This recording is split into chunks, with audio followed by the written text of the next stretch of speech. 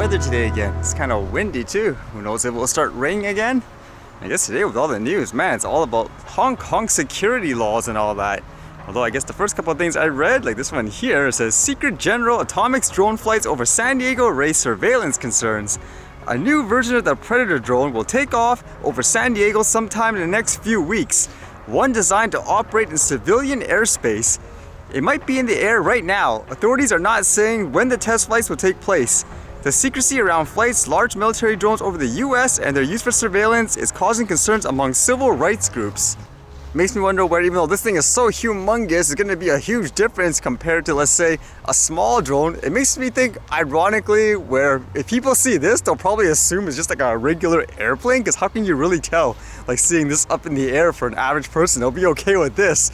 Yet like a smaller drone, they'll immediately say, oh no, get rid of that.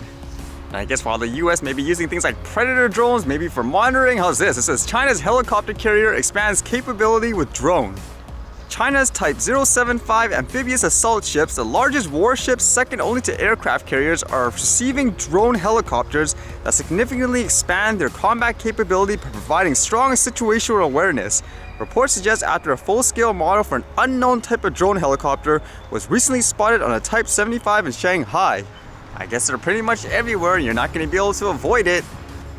And with that in mind, in China, it seems like the news everywhere was about that new security law that was passed, which essentially gives them the right, I guess, to prosecute people in Hong Kong who are trying to protest about things like democracy and all that. This one says, Hong Kong security law revealed, violators may face life imprisonment. It was kind of expected, honestly, ever since Britain gave Hong Kong back to China. But this, like approving this law was basically for the most part under like closed doors. It wasn't revealed publicly what everything meant. And yeah, you can even see here, like some people have like this sign here, like the Hong Kong independence, and even like the police there, they wrote in their account saying, a man was arrested for holding an HK independence flag in Causeway Bay, Hong Kong, violating the national security law. This is the first arrest made since the law has come into force. Can you imagine that? Getting arrested just for this sign here? To my understanding, the strategy for this law as well is supposed to scare the daylights out of people so they stop protesting like in general, and apparently it's worked for a lot of people. They basically closed down like various groups and all that because they don't want to get arrested because they're technically breaking the law. I mean, this thing is borderline ludicrous just from doing some reading about this. Like apparently their law and rule actually expands to people like say outside of their actual own areas. Like here it says Hong Kong national security laws, long-arm jurisdiction, extraordinary and chilling. It goes further than mainland China legislation and could affect the city's status as an international financial center, according to legal experts. So for the general perspective, I guess if it was here, imagine it like someone doing some kind of hate crime. Like they say everyone of a certain, I don't know, race or whatever should go die, etc, etc. Like that would be illegal here. That's not like expressing an opinion saying, hey, I hate this guy in parliament because of this and this. But then in this example, that type of severity is just equal to, hey, I think Hong Kong should be independent or whatever and have their own democracy. Like to them, that would be considered as some form of like terrorism, so to speak, which is a little nuts. And then as you read further into a law, like this one here says Article 38, this law shall apply to offenses under this law committed against the Hong Kong Special Administrative Region from outside the region by a person who is not permanent resident of the region. I mean, if you interpret this, technically that could mean, let's just say it's someone out of the country, like Canada or whatever, says, hey, I believe China and Hong Kong should have like this independence or whatever. Technically they say, that's it, you violate our laws. So if you ever like say enter into an airplane, you enter into China, they could technically detain you for that because you're violating laws. To me, that is insane. To have people basically put in a position where you better not even dare to say anything that challenges, like let's just say the quote emperor, because what we believe, you must believe now. Anything you say otherwise, you can be put in jail for life. I know like here with all the recent events, people mock like protesters and stuff like that. Man, at least they're allowed to do their protesting in many ways when you think about it. And I guess the other thought is how they're supposed to have that agreement with Britain where Hong Kong was supposed to enjoy years of, I guess, the same type of freedom as they enjoyed now. But then essentially with this, they're saying, screw you, we're doing this anyways, we're like taking over. It reminds you of like one of those really shady people, like I said, that they play both sides of the fence. Like here, you act all nice saying, oh yeah, we'll do this. Once they get what they want and when they feel they don't need you anymore, it's like, okay, now we're doing this. Man, way to show your true side. Although in many ways, it's almost like they're not even hiding it, honestly. It makes me really curious to see how the whole world's gonna react in general to this, just because of the way they're handling it and the way they did it. But some places, like in the US, it says China sanctions approved by US House as Pelosi calls Hong Kong security law horrific.